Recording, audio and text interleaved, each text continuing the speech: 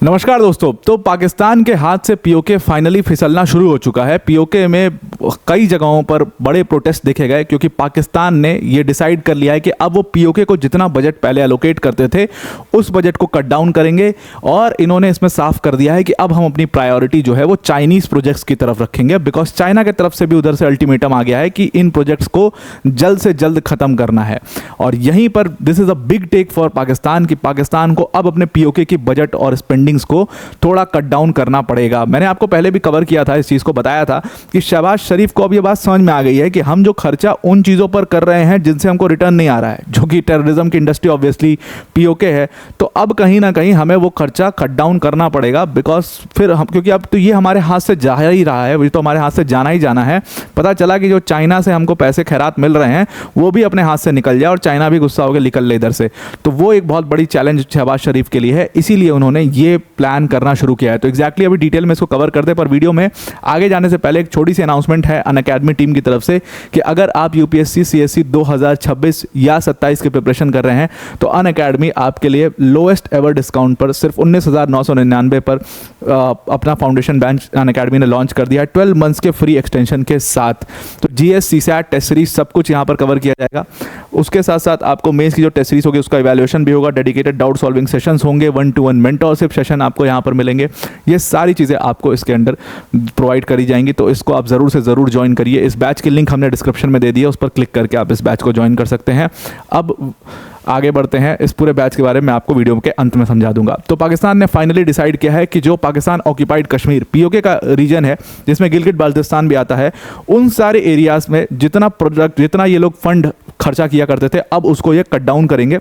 लगभग इन्होंने अभी रेस किया है 14.4 बिलियन इन्होंने अभी रिसेंटली जो फंड रेस किया है उसको इन्होंने प्लान किया है कि ये चाइनीज़ प्रोजेक्ट्स में इसको लगाया जाएगा।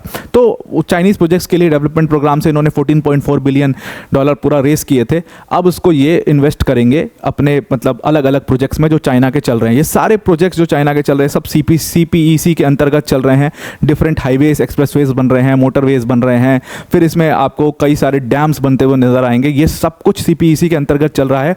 अब इन्होंने उसके ऊपर फोकस अपना पूरी तरीके से डाल दिया है। जब इसके ऊपर सवाल पूछे गए कि भाई आप पीओके का बजट क्यों कट डाउन कर रहे हो, क्या रीज़न है इसका, तो यहाँ पर शहबाज शरीफ ने बताया सीधा सीधा कि भाई देखो IMF का बहुत तगड़ा हमारे ऊपर मतलब डंडा पड़ा है, IMF का बहुत तगड़ा, और IMF ने कहा है कि अगर आप इन सारी चीज़ों को चेंज नहीं करोगे, अपने बजट्स में कट डाउन नहीं करोगे, तो आपको जो खैरात हम बांट रहे हैं वो नहीं देंगे, भीख नहीं मिलेगी आपको। साफ कर दिया IMF ने इस बात को। और अभी तो ये शुरुआत हुई है, अभी तो ये सिर्फ और सिर्फ शुरुआत है। अभी तो ये बहुत आगे जाना है। आगे इन द सेंस कहाँ जाना है, मतलब अभी ये जितनी सब्सिडीज़ बांटते हैं ना खुलेआम, वो सारी सब्सिडी, ये सब मिड डे मील का जो पूरा इनका चोंचला चलता है, सब कुछ खत्म करेगा अभी IMF ने साफ कर दिया है कि ये सारे अगर आप प्राइमरी चेंजेस नहीं करोगे अपनी इकॉनमी के अंदर तब तक हम आपको कुछ पैसा वैसा नहीं देंगे। तो अभी जो इन्होंने बजट कट डाउन किया है पीओके का, वो लगभग बताया जा रहा है 16% बजट इन्होंने कट डाउन कर दिया है। 75 बिलियन पाकिस्तानी रुपीस दिए जाते थे, अब सिर्फ और सिर्फ 63 बिलियन पाकिस्तानी रुपीस उनको मिलेंगे, जो कि 222 मिलियन डॉलर्स होते हैं। अब यहाँ पर एक खबर छपी डॉन में, डॉन ने इस पूरे बजट कट को कवर किया। बाकी सारा मीडिया इसके ऊपर चुप था, किसी को पता भी नहीं लगता, लेकिन डॉन ने इसको कवर किया और डॉन अखबार ने इस चीज़ के ऊपर लिखा कि अगर ये बजट कट डाउन किया गया तो लिटरली पीओके की हालत वैसे ही बहुत नाजुक है, बहुत ख़राब है। पीओके में पाकिस्तान की सरकार से लोग खुश नहीं हैं, प्रोटेस्ट कर चुके हैं कई बार। वो गुस्सा और ज़्यादा भड़क सकता है और पीओके पाकिस्तान के हाथ से फिसलता हुआ नज़र आ रहा है, वो पाकिस्तान के हाथ से निकल सकता है। तो IMF के इस डंडे की वजह से कहीं ना कहीं पाकिस्तान का जो कंट्रोल है वो पीओके के ऊपर से बिल्कुल लूजन होना शुरू हो चुका है। दूसरी तरफ बलोचिस्तान में आपको पता है कि बलोचिस्तान में ज़बरदस्त प्रोटेस्ट चल रहा है और वहाँ पर लोग जितना भी इंफ्रास्ट्रक्चर प्रोजेक्ट्स है उसको रुकवा रहे हैं, उसको उस पर काम होने नहीं दे रहे हैं और लोग एकदम इसके ऊपर आमादा हो चुके हैं कि बलूचिस्तान को आज़ाद कर दो। तो ये पाकिस्तान के लिए एक बहुत बड़ी समस्या है, दोनों तरफ से वो इस मामले में घिर चुके हैं।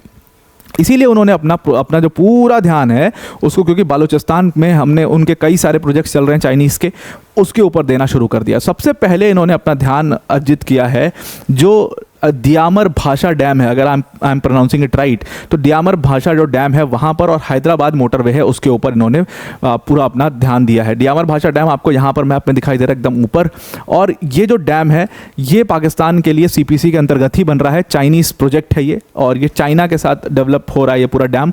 इसको बहुत साल हो चुके हैं, लगभग 5 साल हो चुके हैं। साल 2020 में पाकिस्तान ने इसको शुरू किया था चाइनीज़ कंपनी के साथ मिलकर के बनाना। कई सारी अड़चनें इसमें आ चुकी हैं। अफगानिस्तान भी एग्जैक्टली नहीं चाहता है कि ये डैम बने, वो भी इस डैम को लेकर के बहुत ज़्यादा नाखुश हैं। उन्होंने कई बार इस बात को वो खुले मंच पर कह चुके हैं कि चाइना के ये डैम तो जी हम नहीं बनने देंगे। तो ये वाले डैम से दिक्कत हमें भी है, बहुत ज़्यादा दिक्कत है, भारत को दिक्कत होनी भी चाहिए, अफगानिस्तान को दिक्कत है ही, और इसीलिए चाइना जो है पाकिस्तान के साथ मिलकर के डैम बना रहा है, और इतने सालों से डैम बन नहीं पा रहा है। 2020 के बाद अब 2025 चल रहा है, और अब चाइना ने पाकिस्तानियों को टाइट किया है कि भाई ये डैम हमें बना के चाहिए किसी भी तरीके से, आप देखो कैसे करवाना है। तो साल 2020 में इसके लिए इन लोगों ने पूरा 42 बिलियन पाकिस्तानी रुपीस का कॉन्ट्रैक्ट साइन किया था चाइनीज़ कंपनी के साथ। चाइनीज़ कंपनी जिसका नाम था China power frontier works organisation, उनके साथ मिलकर के प्रोजेक्ट शुरू किया था। अब इसके ऊपर कह रहे हैं कि इस पे फंड अलॉट करके इसको कंप्लीट कराएंगे।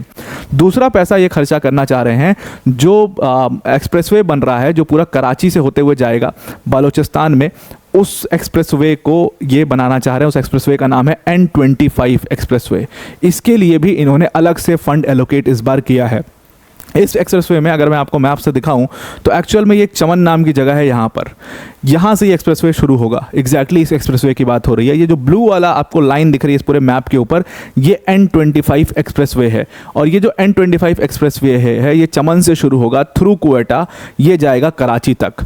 तो ये बेसिकली एक नेटवर्क प्रोवाइड करेगा चाइनीज़ को। अगेन इसके लिए भी चाइनीज़ डिमांड है, क्योंकि ये जो ब्लू लाइन है उससे कनेक्ट होते हुए एक आपको रेड लाइन दिख रही है जो सीधा ग्वादर तक जा रही है।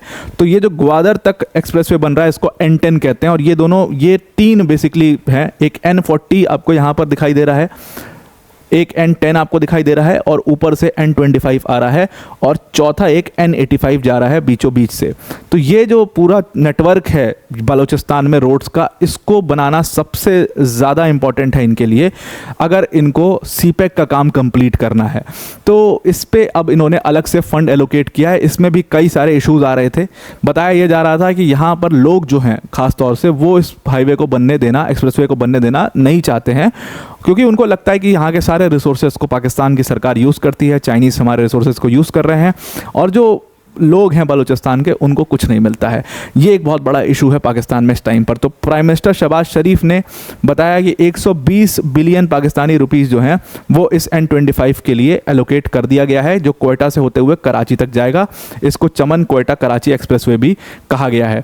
तो अब पाकिस्तान जो है वो CPEC के ऊपर पूरा अपना फोकस डालेगा, ऐसा पाकिस्तान ने क्लियर टर्म्स में बता दिया। हालांकि अभी इसके ऊपर इनका बजट आने वाला है, लगभग कहा जा रहा है कि 10 जून को प्रेजेंट किया जाएगा बजट, तो उसमें और क्लैरिटी आपको इन सारे प्रोजेक्ट्स के ऊपर मिल पाएगी। बट एक चीज़ तय है यहाँ पर कि बलूचिस्तान के ऊपर अब ये फोकस करने की कोशिश करेंगे, और POK के ऊपर इनका ध्यान हटेगा। This is the best time, जब इनका कंट्रोल POK के ऊपर सबसे ज़्यादा लूज होगा, तो ये बेस्ट टाइम है POK में कुछ भी कर पाने के लिए, कुछ भी कर पाने के लिए। तो अब आपको पूरा ये आर्टिकल समझ में आ गया होगा। वीडियो को एंड करने से पहले अनअकैडमी टीम की तरफ से एक बड़ी अनाउंसमेंट है कि अनअकैडमी ने यहाँ पर, अगर आप UPSC CSE 2026 और 27 के प्रिपरेशन कर रहे हैं, तो आपके लिए सबसे लोएस्ट प्राइस पर 19,999 के प्राइस पर अपना फाउंडेशन बैच लॉन्च कर दिया है।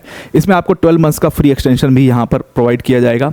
GS CSAT टेस्ट सीरीज सब कुछ यहाँ पर कवर की जाएगी, प्लस इसमें मेंस की जो टेस्ट सीरीज होगी उसका इवैल्यूएशन भी होगा, डेडिकेटेड डाउट सॉल्विंग सेशंस होंगे, 1-to-1 मेंटरशिप सेशन भी यहाँ पर आपको मिल जाएंगे। अनअकैडमी की टॉप फैकल्टीज़ जैसे मृणाल सर, प्रतीक सर, सुदर्शन सर जैसी फैकल्टीज़ आपको यहाँ पर इस बैच के अंदर पढ़ा रही होंगी। डिस्क्रिप्शन में इसकी लिंक हमने दे दी है, उस लिंक पर क्लिक करके आप इस बैच को ज्वाइन कर सकते हैं। तो अब आपको पूरा आर्टिकल समझ में आ गया होगा।